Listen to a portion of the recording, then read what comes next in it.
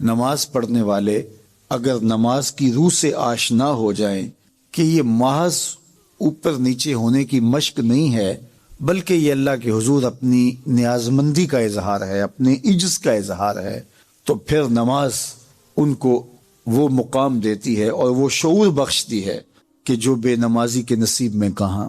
انسان کے اشرف اعضاء اس کے سر میں ہیں، بولنے کی قوت زبان سر میں، دیکھنے کی قوت آنکھیں سر میں، سننے کی قوت کان سر میں، سوچنے کی قوت دماغ سر میں، سونگھنے کی قوت ناک سر میں، اور یہ سر مالک کے در پہ۔ اور زبان سے بندہ کیا کہہ رہا ہے؟ سبحان ربی الاعلی، مالک تو سب سے اعلیٰ ہے۔ اور اپنا رویہ اور عمل کیا ہے کہ اپنی ناک بھی خاک پہ رکھی ہے، پیشانی بھی خاک پہ رکھی ہے، اور باقی اعضاء بھی خاک پہ ہیں۔ تو گویا عملاً یہ بتا رہا ہے مالک مجھ سے نیچا کوئی نہیں اور تجھ سے اونچا کوئی نہیں۔ اور اگر وہ نماز کی روح سے آشنا ہو جائے تو سجدے سے سر اٹھانے سے قبل اللہ سارے اس کے بوجھ اتار دے، اس کے من میں روشنیاں کر دے۔ تو نماز بندگی کا شعور دیتی ہے، من میں چراغاں کرتی ہے۔ اللہ کے حضور جھکنے سے بندہ ایسا بندہ کامل بن جاتا ہے کہ پھر وہ کسی اور کے آگے نہیں جھکتا۔ تو اپنی اولاد کو نماز کی محبت دو، نماز کی ترغیب دو، نماز کی عادت دو اور نماز کا حکم دو، اور ان کی عادت راسخ ہو جائے، طبیعت میں پختگی کے ساتھ نماز کو اختیار کرنا ان کی طبع میں جم جائے۔ نماز ان کی طبیعت میں نظم پیدا کرے گی، ان کو نظم و ضبط کا پابند بنائے گی، اور ان کی صحت کی ضامن ہوگی، اور ان کے باطن کی طہارت کا سبب اور ذریعہ ہوگی۔ اس لیے کہا کہ اللہ کے حضور جھکنا نہ بھولنا اور نماز قائم کرنا۔ نماز کا تعلق اپنے آپ سے ہے کہ وہ اپنے آپ کو سنوارتا ہے، تقرب اللہ کے لیے اس کی اپنی عملی کوشش ہے۔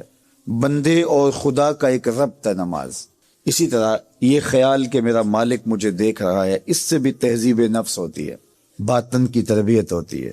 انسان ایک حصار میں آ جاتا ہے، ایک پہرے میں آ جاتا ہے کہ میرا اللہ مجھے دیکھ رہا ہے، اور پھر وہ قدم پھونک پھونک کے رکھتا ہے۔ وہ اچانک لوگ بیٹھے ہوئے ہونا، تو آج کل یہ سوشل میڈیا کا زمانہ ہے، تو کوئی کیمرہ سیدھا کر لے تو ایک دم مرتب ہو جاتے ہیں، اس لیے کہ اب ہماری تصویر آنے والی ہے۔ یا کوئی کسی کو کہے کہ جناب آپ لائیو جا رہے ہیں، تو وہ بالکل اپنی حرکات سکنات منظم کر لیتے ہیں، کپڑے سیدھے کرنے لگ جاتے ہیں، اس لیے کہ ہم لائیو جا رہے ہیں۔ وہ لائیو چاہے 5 آدمی دیکھ رہے ہوں، چاہے 10 آدمی دیکھ رہے ہوں، لیکن پھر بھی چونکہ ہم لائیو جا رہے ہیں تو اپنی حرکات سکنات مرتب کر لیں گے، منظم ہو جائیں گے۔ اور جب یہ یقین ہو کہ میرا اللہ مجھے دیکھ رہا ہے، یہ ساری حرکتیں وہاں لائیو جا رہی ہیں، تو پھر دل میں برا خیال بھی آنے لگے گا تو اس کو روکیں کہ میرا اللہ تو دیکھ رہا ہے۔ پھر بولی بھی مرتب ہو جائے گی، پھر رویے بھی مرتب ہو جائیں گے، طرز معاشرت بھی منظم ہو جائے گا، آنکھیں بھی نہیں بھٹکیں گی، خیال بھی نہیں بہکیں گے، سوچیں بھی آوارہ نہیں ہوں گی، چاہے آپ بند کمرے میں کیوں نہ ہوں، پھر بھی منظم رہیں گے، اس لیے کہ میرا اللہ مجھے دیکھ رہا ہے۔ تو یہ یقین زندگی کو منظم کرتا ہے۔ تو اس کا تعلق بھی انسان کی ذات سے تھا۔ نماز سے بھی تہذیب نفس ہے، اللہ سے تقرب حاصل ہوتا ہے۔ اب کہا تو خود غرض نہ بننا کہ اپنے آپ کو سنوار لیا اور کافی ہے، نہیں، لوگوں کو بھی نیکی کا حکم دے۔ وَأْمُرْ بِالْمَعْرُوفِ وَانْهَ عَنِ الْمُنْكَرِ، لوگوں کو نیکی کا حکم دینا اور برائی سے منع کرنا لوگوں کو، یہ مومن کی زندگی ہے۔ فضیلت نماز کے عنوان سے کچھ باتیں آپ کے گوش گزار کرنے کی کوشش کروں گا۔ اللہ تعالیٰ میری زبان پہ کلمت الحق جاری فرمائے۔ نماز ایک اہم فریضہ ہے۔ توحید باری تعالیٰ پر ایمان تیقن کے بعد نماز کی اہمیت اور اس کی تاکید جس انداز کے ساتھ فرمائی گئی ہے وہ کسی سے مخفی نہیں ہے۔ قرآن مجید میں 750 مرتبہ مختلف صیغوں سے نماز کا حکم صادر کیا گیا ہے۔ نماز اللہ کے قرب کا ذریعہ ہے۔ بندہ سجدے میں سب سے زیادہ اپنے رب سے قریب ہوتا ہے۔ انسان اشرف المخلوقات ہے۔ جتنی بھی مخلوقات کے انداز عبادت ہیں وہ سارے نماز کے اندر جمع کر دیے گئے۔ قیام، رکوع، قومہ، جلسہ، سارا کچھ نماز کے اندر جمع کر دیا گیا۔ بلکہ ایک روایت میں آتا ہے کہ جب کوئی شخص نماز پڑھنے کے لیے کھڑا ہوتا ہے تو فرشتوں کی 10 صفیں ہیں جو تعجب اور رشک کرتی۔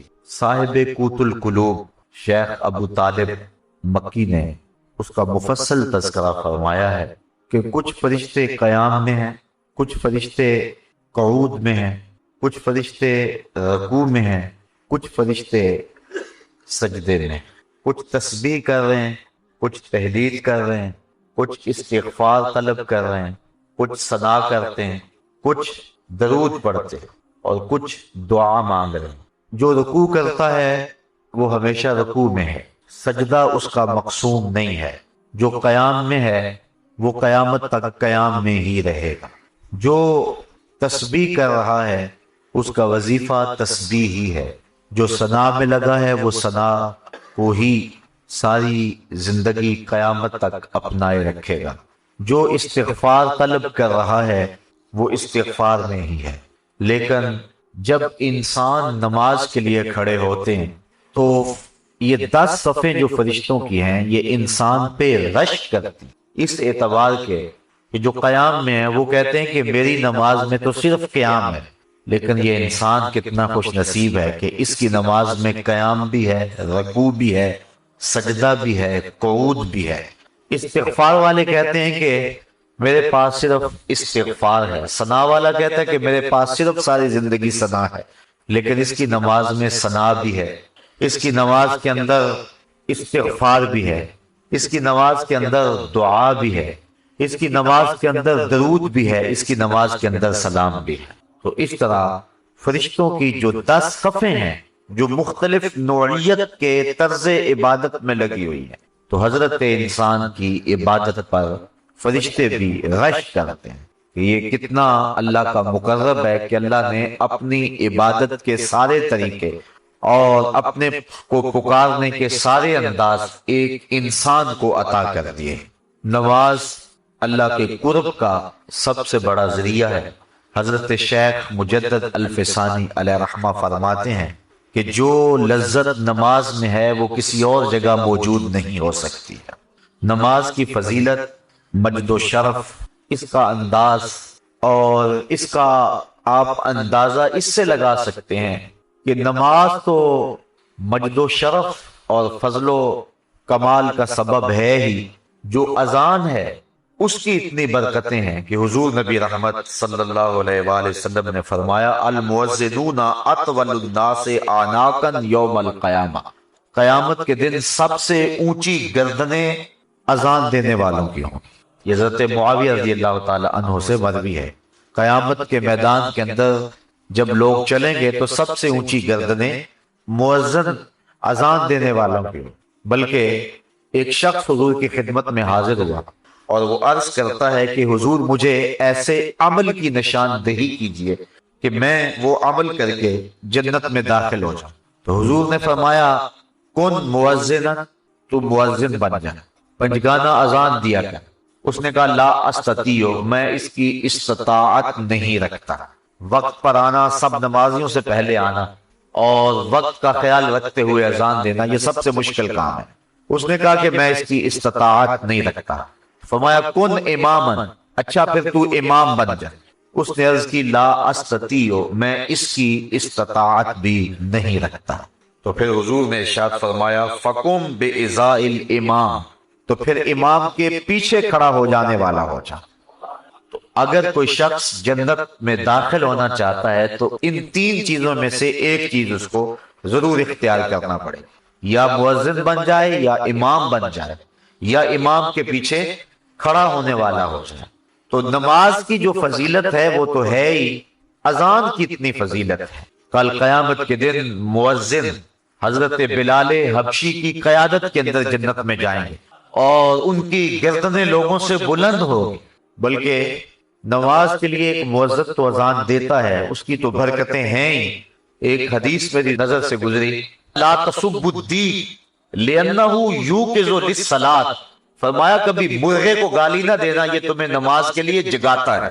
جو مرغا نماز کے لیے بیدار کرے وہ محبوب بن جاتا ہے، تو جو نماز کے لیے اذان دے وہ کتنا محبوب ہوتا ہے، وہ محبوب ہوتا ہے۔ تو جو نماز جو مقصود ہے، جو پڑھے پھر اس کو اللہ کی محبت کتنی حاصل ہوتی ہے۔ بلکہ جب کوئی شخص ندا دیتا ہے، حدیث شریف میں لفظ ہیں، حضرت ابو ہریرہ رضی اللہ تعالی عنہ سے مروی ہے، جو شخص ندا دے اور پھر جو اس کا جواب دے۔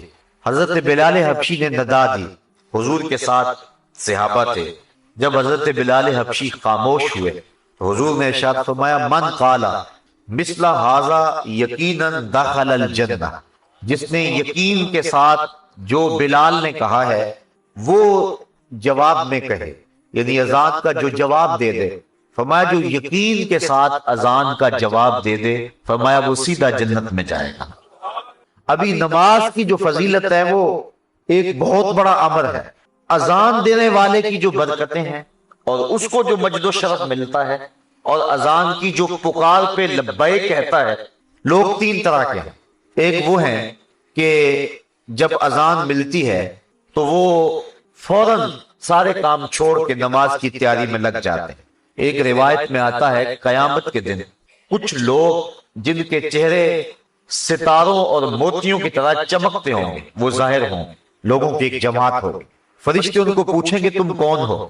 تو وہ عرض کریں گے کہ ہم وہ لوگ ہیں کہ جو ہی اذان ہوتی تھی ہم سارے کام چھوڑ دیتے تھے اور فوراً وضو کر کے مسجد کا رخ کرتے تھے۔ تو فرشتے انہیں مبارک دیں گے اور جنت کا مجدہ دیں گے۔ پھر ایک جماعت اور آئے گی جن کے چہرے چاند کی طرح چمک رہے ہوں۔ فرشتے انہیں پوچھیں گے تم کون ہو؟ تو وہ کہیں گے کہ ہم وقت داخل ہونے سے پہلے ہی وضو کر لیا کرتے تھے اور اذان کے ساتھ ہی مسجد کی طرف چل دیتے تھے۔ فرشتے انہیں مبارک دیتے ہیں اور جنت کا مجدہ دیتے ہیں۔ پھر ایک اور جماعت آئے گی جن کے چہرے سورج کی طرح چمکدار۔ فرشتے پوچھیں کہ تم کون ہو؟ تو وہ کہیں گے کہ ہم وہ لوگ ہیں کہ ہم وضو کر کے طہارت بنا کے مسجد میں پہنچ جاتے تھے تو اذان ہوتی تھی، یعنی ہم اذان مسجد میں ہی سنتے تھے۔ حضرت سعید بن المسیب رضی اللہ تعالی عنہ جلیل القدر تابعی ہیں، آنکھوں سے نابینے تھے لیکن جو روشنی دل میں تھی، جو بینا ہیں ان کے پاس بھی وہ اجالے کہاں ہو سکتے ہیں جو حضرت سعید بن المسیب کے پاس تھے۔ اللہ اکبر۔ کہتے ہیں 40 سال تک حضرت سعید بن المسیب نے جو ہے وہ تکبیر اولا بھی قضا نہیں ہونے دی، اسی وجہ سے ان کا نام پڑ گیا تھا حمامت المسجد، مسجد کا کبوتر۔ یعنی جس طرح کبوتر ہیں مسجدوں کے اندر رہتے ہیں تو حضرت سعید بن المسیب کا یہ نام پڑ گیا تھا۔ حالانکہ وہ آنکھوں سے نابینے تھے لیکن انہوں نے مسجد کی حاضری کا اس طرح التزام کیا کہ ان کا نام ہی حمامت المسجد پڑ گیا تھا۔ بلکہ جب یزید نے مدینے کو اجاڑا ایام حرہ میں، جب اس نے 3 دن تک اہل مدینہ کو سخت پریشان رکھا اور اس کے گھوڑے مسجد نبوی کے اندر باندھے گئے، اس وقت جو بھی پکڑا جاتا اس کو قتل کر دیا جاتا، تو حضرت سعید بن المسیب ان ایام کے اندر بھی مسجد میں رہے۔ فرماتے ہیں کہ لیکن میں پریشان تھا کہ ظہر کا وقت ہوگا کون بتائے گا، مغرب عشاء کا وقت ہوگا کون بتائے گا۔ 3 دن تک مسجد نبوی میں نہ اذان ہوئی نہ اقامت ہوئی۔ یہ بڑے خطرناک دن آئے ہیں، اور یہ یزید بدبخت نے جس طرح کربلا میں ظلم کیا، اس نے مکہ المکرمہ میں بھی ظلم کیا اور اس نے مدینہ رسول میں بھی ظلم کیا، اور 3 دن تک مسجد نبوی میں اس کے ظلم کی وجہ سے اذان اور اقامت نہیں ہوئی۔ حضرت سعید بن المسیب آنکھوں سے نابینے تھے، اور جب بھی کوئی یزید کے فوجی آتے تو نابینا سمجھ کے چھوڑ جاتے۔ فرماتے ہیں میں پریشان تھا کہ مجھے نمازوں کے وقت کا کون بتائے گا۔ اس مشکل وقت میں انہیں یہ پریشانی لائق تھی کہ کہیں نماز کا وقت نہ گزر جائے۔ تو کہتے میں حضور کے روضے کے پاس بیٹھا تھا، فلم ازل اسمع الاذان والاقامۃ من قبر رسول اللہ صلی اللہ علیہ وسلم۔ فرمایا جب بھی پھر نماز کا وقت آیا، گنبد خضرا سے اذان کی آواز بھی آئی اور اقامت کی آواز بھی آئی۔ تو جو شخص اہتمام کریں کہ ہم نے تکبیر اولا کو قضا نہیں کرنا ہے، ان کے لیے پھر اللہ یوں بھی اہتمام فرما دیتا ہے۔ ان حالات میں بھی ان کی تکبیر اولا قضا نہیں ہوئی اور 3 دن تک گنبد خضرا کے مکین کے ساتھ مل کے نمازیں پڑھتے رہے۔ یہ حضرت سعید بن المسیب رضی اللہ تعالی عنہ کا اعزاز ہے، یہ ان کی تکریم ہے۔ یہ ان کی عزت افزائی ہے۔ اللہ اکبر۔ حضور فرمایا کچھ لوگ مسجدوں کی میخیں ہوتی ہیں، جس تک کیل ٹھکا ہوتا ہے وہ مسجدوں میں یوں وابستہ ہوتے ہیں، اور اگر کسی وجہ سے وہ مسجد کی حاضری سے قاصر ہو، بیماری کی وجہ سے اگر وہ مسجد میں نہیں آ رہے، اللہ کے فرشتے ان کا حال پوچھنے کے لیے جاتے ہیں۔ یہ ان کا اعزاز ہے، یہ ان کی تکریم ہے۔ بلکہ فرمایا سبعۃ یظلھم اللہ تعالی فی ظلہ یوم لا ظل الا ظلہ، امام عادل وشاب نشأ فی عبادۃ اللہ ورجل قلبہ معلق بالمساجد ورجل دعته امرأة ذات منصب وجمال فقال انی اخاف اللہ ورجلان تحابا فی اللہ اجتمع علیہ وتفرقا الیہ ورجل تصدق بصدقۃ فاخفاها حتى لا تعلم شماله ما تنفق یمینہ ورجل ذکر اللہ خالیا ففاضت عیناہ۔ فرمایا 7 اشخاص ایسے ہیں قیامت کے دن جب کوئی سایہ نہیں ہوگا، اللہ ان 7 کو اپنے عرش کا ٹھنڈا سایہ عطا فرمائے گا۔ ان میں سے جو تیسرا شخص بیان فرمایا، حدیث طویل ہے، وَرَجُلٌ قَلْبُهُ مُعَلَّقٌ بِالْمَسَاجِدِ، وہ آدمی جس کا دل مسجد کے ساتھ لگا ہوا ہے، اسے جب بھی ڈھونڈو مسجد میں ملے گا، مسجد کے ساتھ وابستہ ہے، مسجد کی تعمیر کے لیے، مسجد کی آبادی کے لیے، مسجد کی صفائی کے لیے، اس کا دل مسجد سے وابستہ ہے۔ حضور فرمایا کل قیامت کے دن جب کوئی سایہ نہیں ہوگا، اس شخص کو اللہ اپنے عرش کا ٹھنڈا سایہ نصیب فرما دے۔ اللہ اکبر۔ تو اذان، اقامت اور مسجد یہ نماز سے متعلقہ چیزیں ہیں، اور اللہ تعالیٰ نے ان متعلق چیزوں پر بھی وہ برکتیں اور وہ شرف رکھا ہے کہ انسان کی نجات کی یہ چیزیں ضمانت ہیں، تو پھر جو نماز ہے، نفس نماز، پھر اس کی کیفیت کیا ہو؟ بلکہ ایک حدیث میں آتا ہے اذا صبب بالصلاۃ فتحت ابواب السماء واستجیبت الدعاء، جب اقامت ہوتی ہے تو اللہ آسمان کے دروازے کھول دیتا ہے، اور یہ جو اقامت کا وقت ہوتا ہے، اس وقت جو دعا مانگو اللہ وہ دعا پوری فرما دیتا ہے۔